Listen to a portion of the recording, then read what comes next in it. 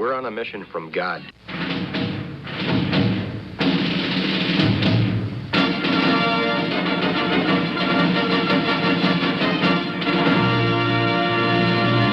And now for something completely different.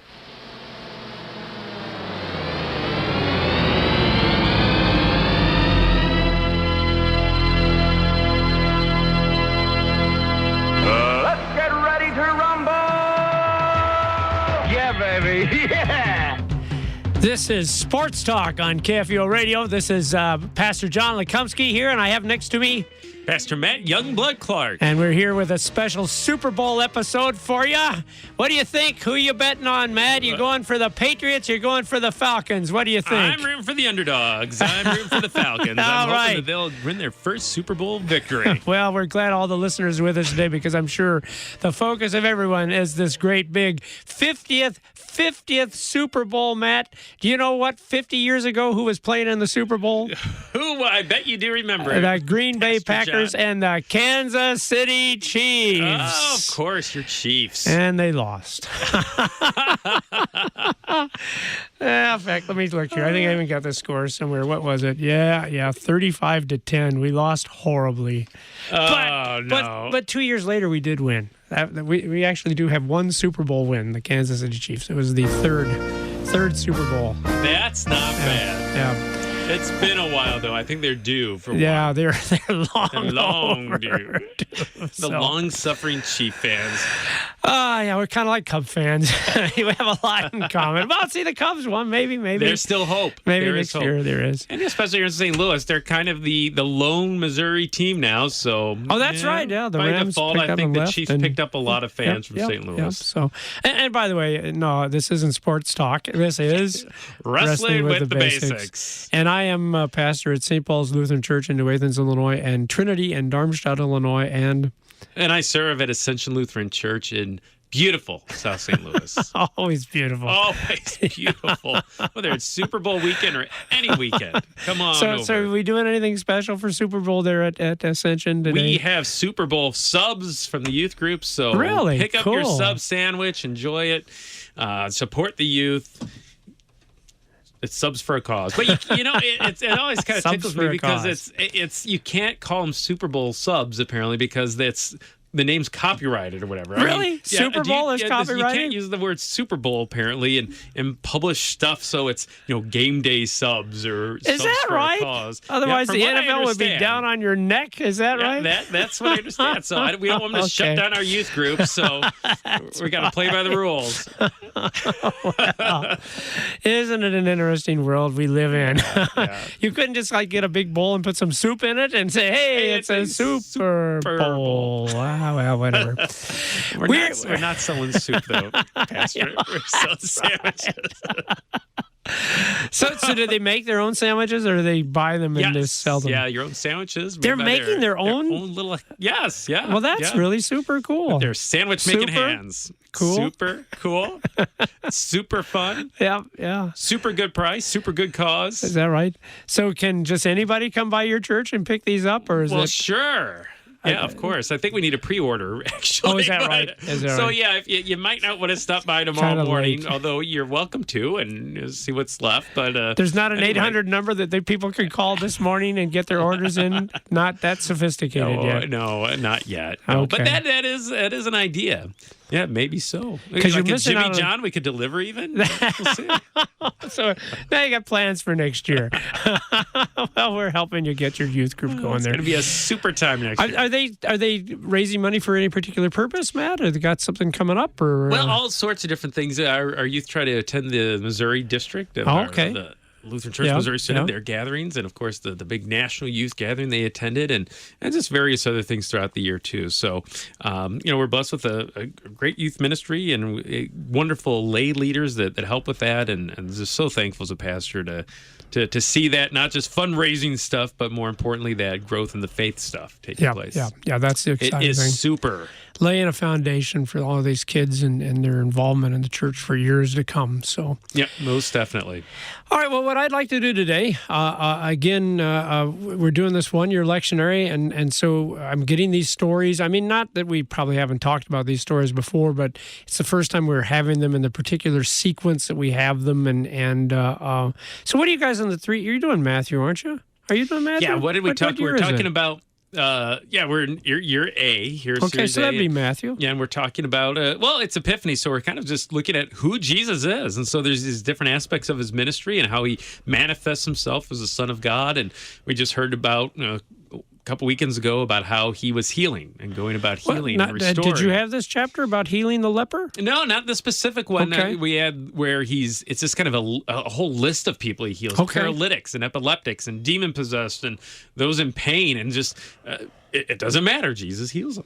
Well, so this might actually, because I bet you this text will come up later on in the for you. So now this will give you a little help. Yeah, you this get is a little great. start on it. Good. Okay. Little All right. preview. Oh, Because we're boy. doing Matthew 8. That's what we'd like to look at. And it is, again, and it's like you said, the one-year lectionary, too, they try to choose texts, since it's Epiphany, to show that Jesus is the Son of God, that God is actually showing his glory through this very, very human, very, very a man in all senses of the word, and yet also the Son of God. So we got a couple of them here, and I just love this because it teaches us all about faith and teaches us all about love. All right. And that's what we're all about, isn't Faith it? and Matt? love. We're about faith and love. This is, Not this football is, so much. Not just so much. faith and love. Faith and love. This is the Faith and Love show. So if you would start reading their chapter 8, verses 1 through 4. All right, very good. When he came down from That's the mountain. Jesus, by the way, in case you're wondering. Yes. Great crowds followed him. And behold, a leper came to him and knelt before him, saying, Lord, if you will, you can make me clean. And Jesus stretched out his hand and touched him, saying, I will, be clean. And immediately his leprosy was cleansed. And Jesus said to him, see that you say nothing to anyone, but go, show yourself to the priest, and offer the gift that Moses commanded for a proof to them. And I don't. We didn't use this in the 3-year lectionary, do we? I don't recall doing this. Yeah, we haven't recently, at least. Well, I don't know. When I get home, I'll have to go get out my big hymn book with all the lectionaries in it. But I think that this little thing about the leper is not part of that 3-year lectionary. Well, or you're looking it up right now. I'm looking it up right now. Okay, is it in there? Not during the season of Epiphany. Nope. Okay. So thanks for bringing it up. Yeah. So this might be a fresh story for both of us. Great. Yeah. And this is taking place right after that Sermon on the Mount, right? Yeah, so exactly. That's where Jesus is coming down from. When it That's says he why came he's coming down from the mountain. Yeah. Okay. All right. Which actually is kind of an important factor that it's mentioned here, that it comes after the Sermon on the Mount, but we'll get to that in a second. The thing, of course, that strikes you right away, if you know anything about lepers, what strikes you right away about this? You know about lepers, don't you? Yeah. Yeah. Oh, boy. Yeah. So lepers and leprosy and the sores and fingers falling off. We didn't need to get that graphic. Okay, I'm sorry. Excuse me. You're going to sour people. We don't want to get a sub. They might have somebody's finger in it. What if they were prepared by The lepers? game day subs are finger free. Oh, okay, they are. No lepers. They are a No finger- lepers involved in the making of these subs. Thank you, man. They are a finger food for your Super Bowl party. But there are no But fingers it's a different kind. in the subs. Yeah, that's right. Okay. Quit making things up. So, leprosy, it's still in the world today, but Yeah. we have means by which to prevent it or to treat people. But no, back then, leprosy was a terrible disease where you did have these sores. In extreme cases, I guess you did, you could lose a little small body part perhaps. But for Jesus to actually... Well, you asked about leprosy. I'm just answering your question. So for Jesus to actually touch this leper, that's what's so remarkable. Well, and even before that, it's remarkable that the guy would have the audacity to get close enough to Jesus that he could reach out and touch him. Yep.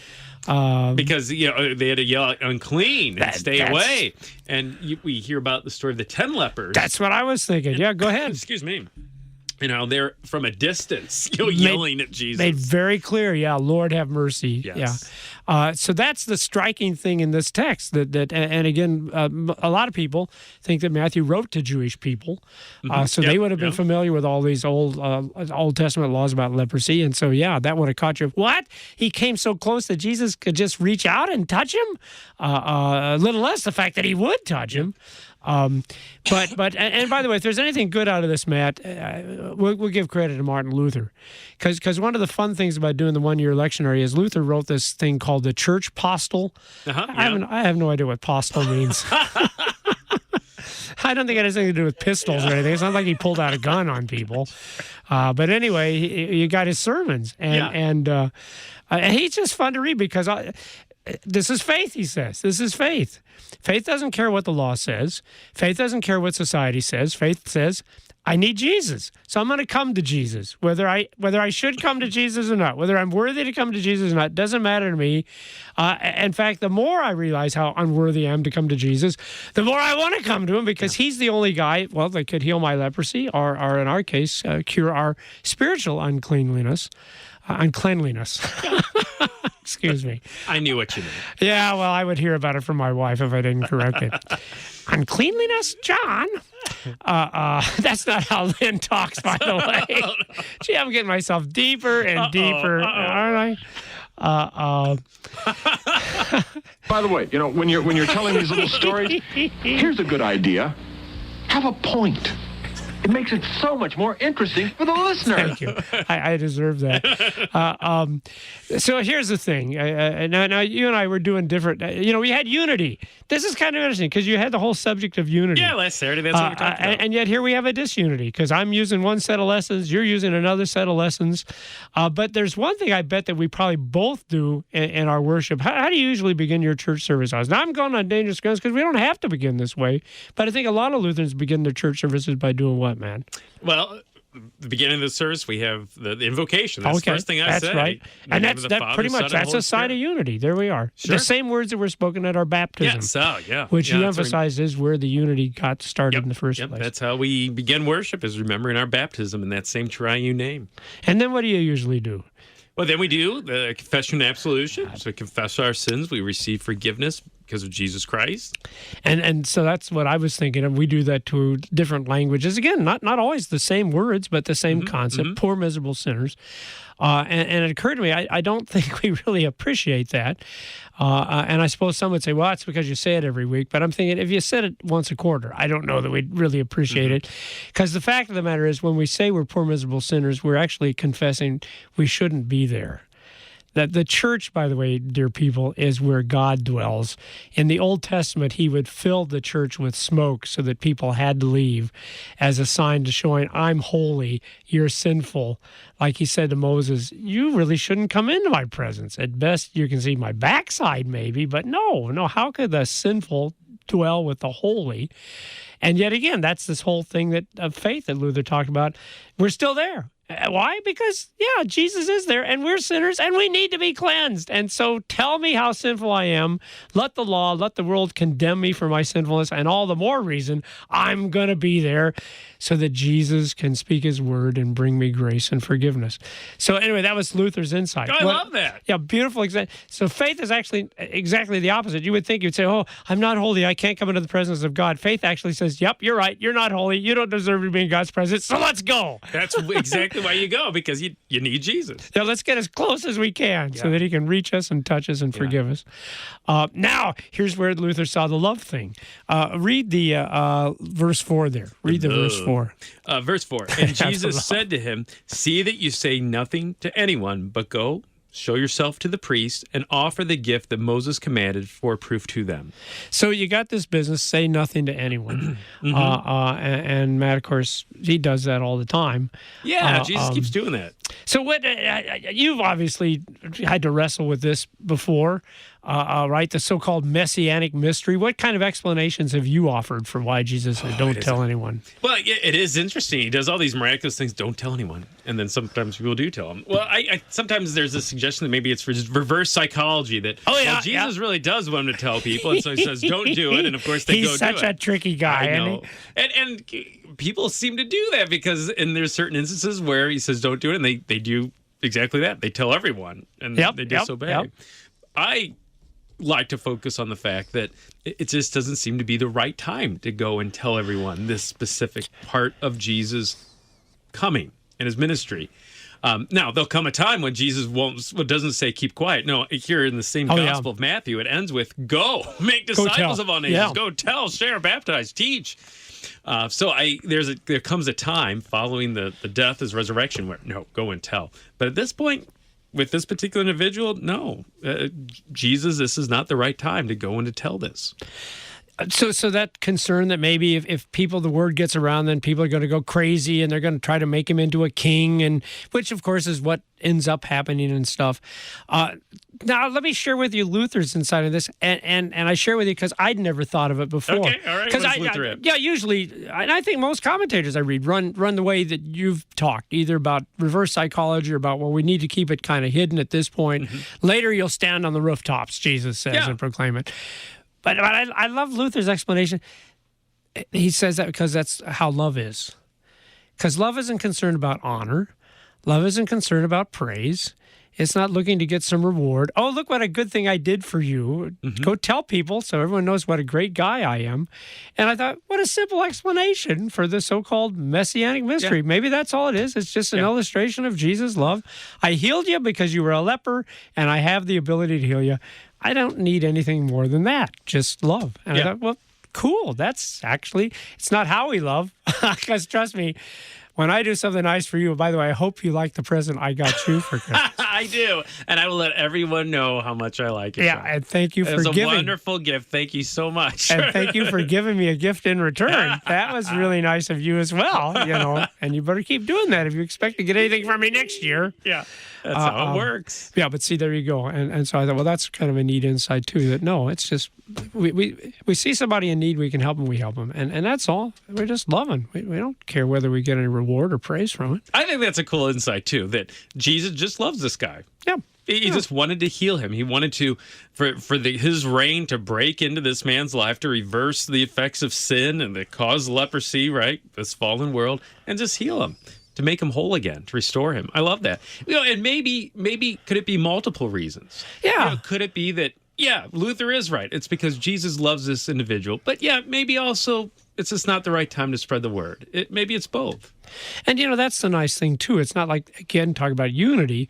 One of the great things I love about the Lutheran Church is that there are certain teachings that are plain and clear in the Bible that we all need to agree to. Sure. And we agree to them not because they're what Luther taught, but they are what Jesus taught. Yeah, those foundational teachings. But one of the things I've always loved about our church is the interpretation of an individual passage. No, there can be disagreement about that. Like you say, one person could say, well, no, this was to reverse psychology. Another person could say it's an example of love.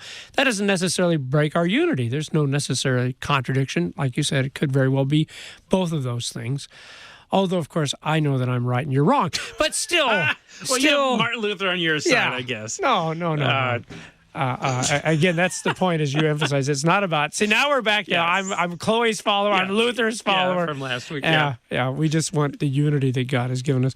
All right, now let me throw out another thing that I thought was kind of cool that Luther picks up on this. Read verse 2 again. And behold, a leper came to him and knelt before him, saying, Lord, if you will, you can make me clean. Now, what is the significance of the phrase, if you will?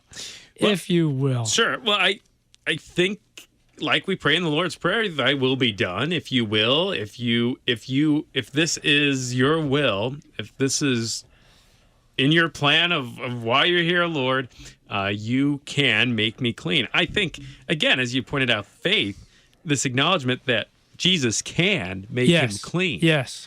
I think that's a statement of faith right there. Not all believe that, but if you will.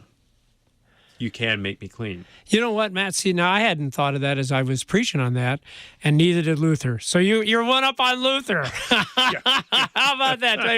Well, Luther, he's pretty sharp. But there was one time where I saw something because Luther. But you're right.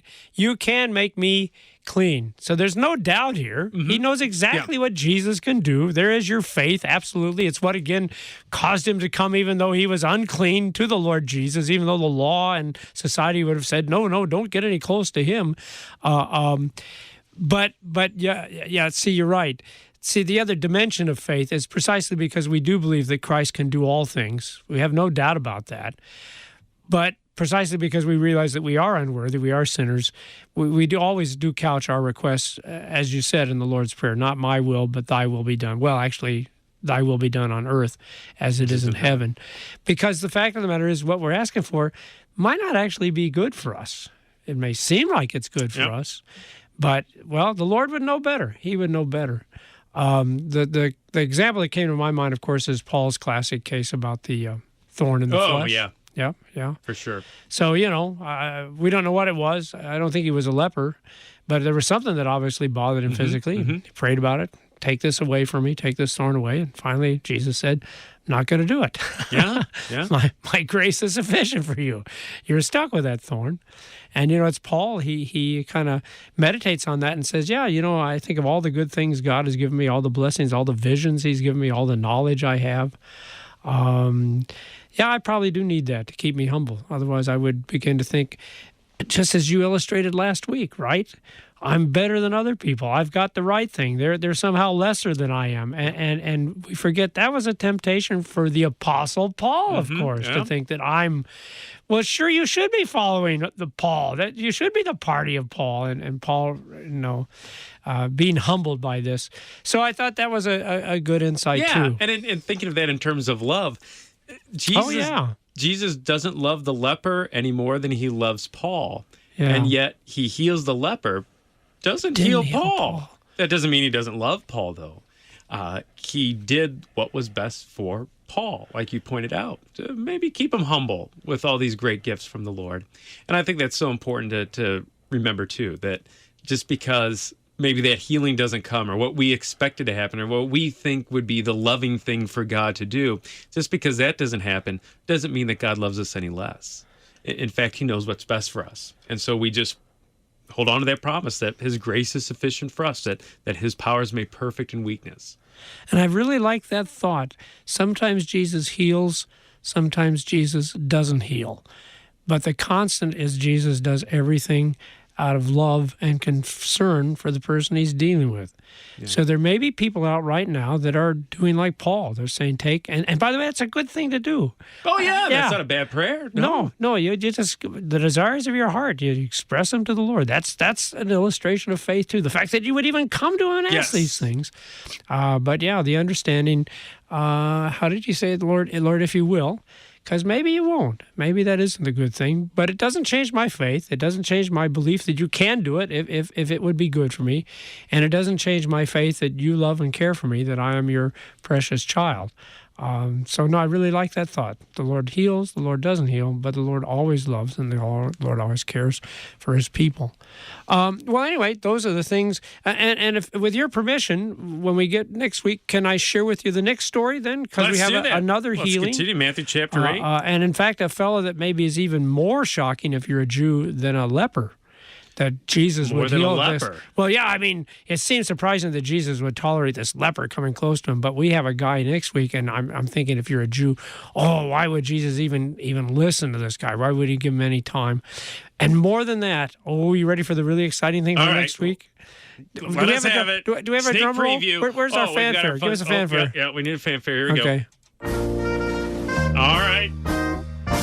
And the really surprising thing is a brand new knock-knock joke. Oh, yeah.